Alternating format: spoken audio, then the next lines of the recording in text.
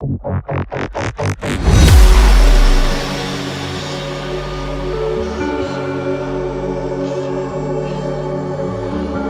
वो इनकी घर की रैकी कर रहा था, चैनल गेट के साथ में छेड़छाड़ कर रहा था और फिर ऊपर चढ़ गया। और ये सारे घर आपस में जॉइंट है, छोटी कॉलोनियाँ है, सब जॉइंट है, किसी के घर में भी घुसा जा सकता है।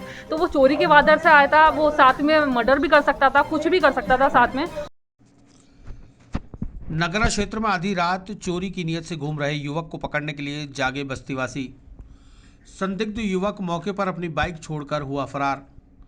वार्ड नंबर 43 नगरा क्षेत्र में बीती रात लगभग 1:30 से 2 बजे के बीच चोरी की नीयत से घरों की रैकी कर ताक झांक कर रहे एक युवक की संदिग्ध गतिविधियों को देख रात को पढ़ाई कर रहे, परीक्षा की तैयारी कर रहे बस्ती के युवकों ने जाकर पड़ोसियों को सूचना दी। बस्तीवासियों की जाग हो जाने पर संदिग्ध आरोपी युवक मौके पर अपनी मोटरसाइकिल छोड़कर फरार हो गया।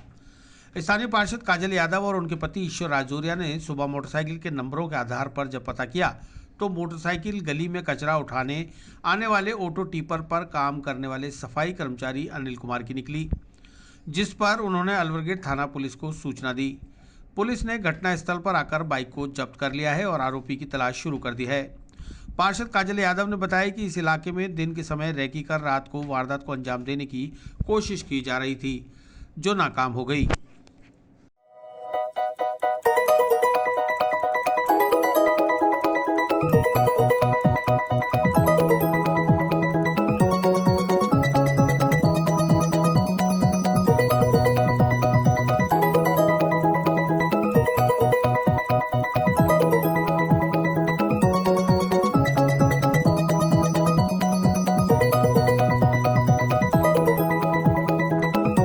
किस तरह की वारदात है ये आपके यहाँ आज वार्ड 43 में नगरा क्षेत्र में कल रात को हमको सूचना मिली कि 1-1:30 बजे की बात है। तो सूचना मिली कि एक बंदा 2 व्हीलर पर आया है और है ना यहाँ पे आसपास वाले घरों की रैकी कर रहा है। ये पीछे जो मेरा घर दिख रहा है, यहाँ पे एक बुजुर्ग महिला अकेली रहती है, 70-75 साल की, ना उनको सुनाई देता ना चला फिरा जाता है ढंग से।